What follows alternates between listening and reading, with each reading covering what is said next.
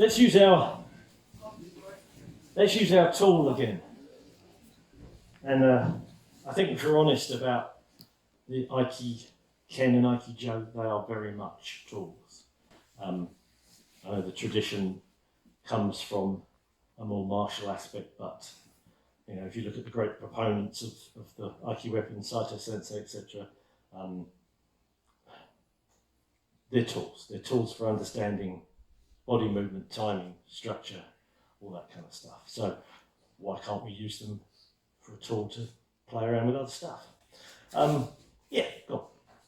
So what were we doing? Shihonage. Okay, so there's his line of force, that's lovely. I'm going to make it a morte technique. Make connection. I might actually put some rotation on this because I want to, like I was doing with the tekatana on the hand, just open that shoulder up, just start to sink him into the instep, just slightly collapse that kidney space. Now I'm going to move around him. I'm not going to try and do stuff to him. I'm going to move around him and I'm going to drop my hip. So almost like I'm attacking his knee, and that takes that front arm out of the way. And then I'm going to go underneath, make the turn, and effectively it's a Shihonage. Yeah? Same shape? Near enough for everyone happy with that? Okay. Important thing with this, just for training, thank you for not stabbing me in the stomach, very nice of you. Go to the, shall we call it the inside line. If I go to here, I'll show you in a sec. So, we've gone to the inside. There's my shape, a little bit of rotation. Don't have to do that, but it's a nice thing to play around with. But keep this connected to the hip. I'm dropping my elbow underneath because I just want that front toe loaded. I don't want him realigning that front foot, making little micro adjustments. Then the hip comes through and it's leading the arms around so they're not connected to his body, because if I start doing this, he's a big unified system, very, very hard. So leading it out. Under the space, turn and then sink and dropping down. Same as Shiho.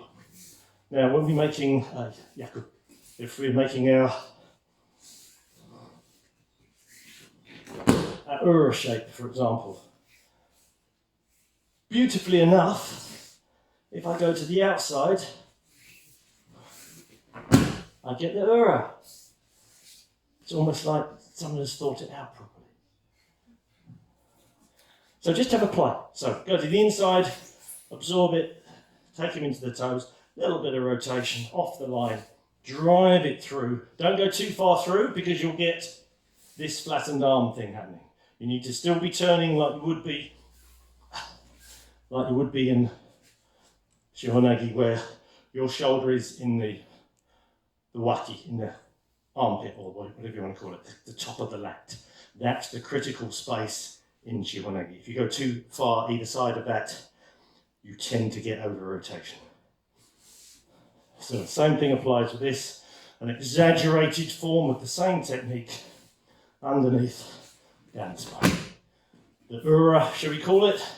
So I'm going through to here, same rotation, underneath, and dropping down. Have a go.